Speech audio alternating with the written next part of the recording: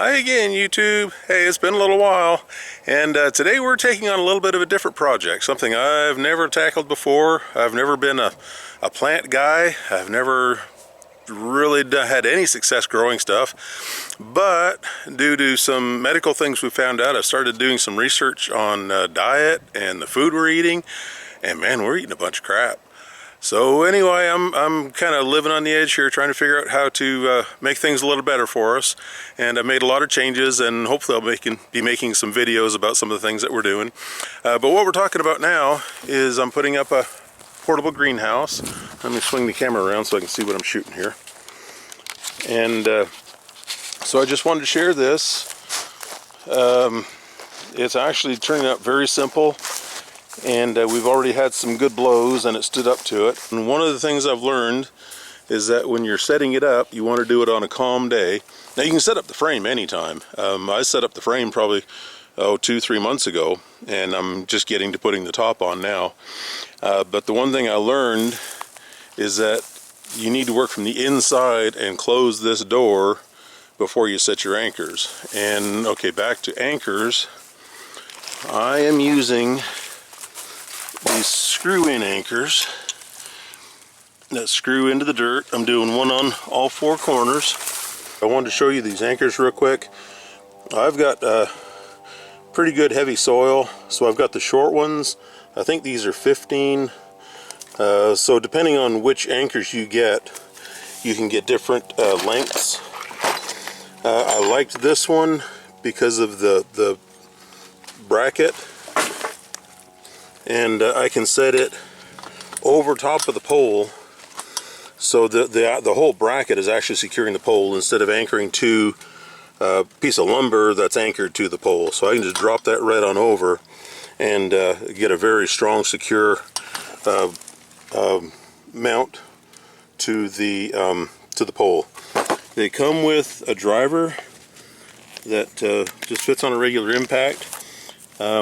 And again, depending on your soil, your impact may not drive it down too deep. So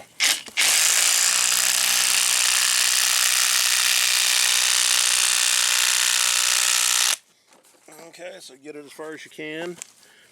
And then I'm just using a 1/2-inch socket, and I'm able to do the rest with that. I've been running into some gravel, and I've had to do a little bit of moving, and then just set your depth based on your bracket, and you've got some flex both in the base of your greenhouse as well as in here. So I just keep driving it in until I get where the bracket is sitting reasonably tight on that bottom rail, so just a little deeper.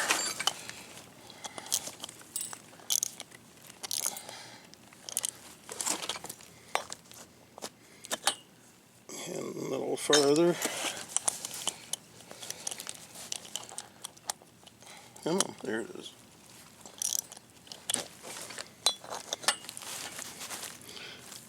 There you go. That's actually a little too deep. And then there's a bolt that drops down here through the top, and it can be a pain to get started. But once you get a little bit of thread caught, then it's heavy enough that it'll suck itself in. So there we go.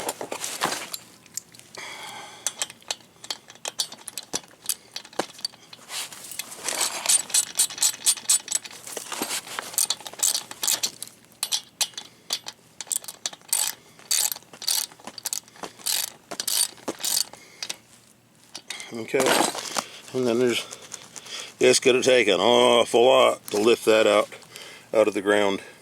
And then I just anchor my 2x4 from the back that's going to hold that roll of fabric against the ground. And there's one that's set, and then I'm screwing into 2x4s that I'm running the length. And then once I get the sides in, I'll run 2x4s across the ends to hold down these side panels. But I set these anchors when I just had the frame in without the top on, and so this end with the door, I set them too far apart to be able to close the door. The back worked out fine. I have no idea why. It was pretty tight stretching it, but it was fine. And pulling it over wasn't too big a deal. It's held on with Velcro straps down there at the bottom. And so I secured this side. So we had to work from the inside because the whole tarp was laying outside. The whole cover was laying outside. So I had to find the bottom of this inside, and I secured those Velcro straps across the bottom, and then I gradually worked the top up over, and I used these Velcro straps from the other side to secure to these cross braces as I pulled it up. So I'd pull up a section and then secure that bottom strap here across the top, and then I'd go back down and pull the top up and kind of sag it into this void. And then once I got the top sagged in this void, then I'd remove several pieces of Velcro here and scoot them on over to the next rail and secure them here and get the whole top scoot over and secure it on the next rail. And then again pull the top up and sag it down in the middle, so I had all the extra material in here, and then loosen these Velcro strips and pull it on around. And once I got to here, the rest of it just kind of slid on down, and I was able to stretch it down. And I think I started in the middle, if I remember right, and worked my way out to the ends. And also there's Velcro strips on these corners, so as you're going up, they kind of set this corner for you, so you can work those straps up as you go. And so it was actually very easy. My net door has a big tear in it, but I'm not too concerned about it. I'm probably going to put a frame door up here anyway, but I want to get this secured for now and while I'm working on it. And so this is the Quicktent brand, and I thought I had a problem at first. Their book actually ended up having multiple greenhouses in it, and I didn't realize that at first, so I called them to tell them I had the wrong one, and then realized that, oops, my bad, I did have the right one. But they were very responsive. They were ready to jump all over it and take care of things, and I really appreciated that. So, oh, and one thing that I noticed, when I set this frame up, I think there's a real weak spot right there in the middle. I think it's just too long for this thin little pipe that they've made it out of. And when I set it up, you can see a big sag right there in the middle at that center joint. So what I'm doing is I've come inside and I've set up bracing on that center joint just to strengthen the span of these pipes that, again, I think they're just too light for this 20-foot span. But with the brace in the middle, then I think it's fine now. I don't see it being any kind of problem now. And again, like I said, we had strong blow the other night, and I've not fully secured, but I did have these anchors in my four corners, and the side with the prevailing wind, I already had that 2x4 on, so the wind couldn't get under that side to lift it up. The back side I'm still working on, but I wasn't too worried about the wind getting under it. Plus with the fence, there's a fence right beside it, so I didn't see that being an issue. So I'm just about there. Like I said, I'm going to put 2x4s across both ends once you get to that point. I'm going to do weed killer on this floor, and then I'm just going to put down a bed of cardboard, and I'm going to start working on top of that. So again, like I said, this is all,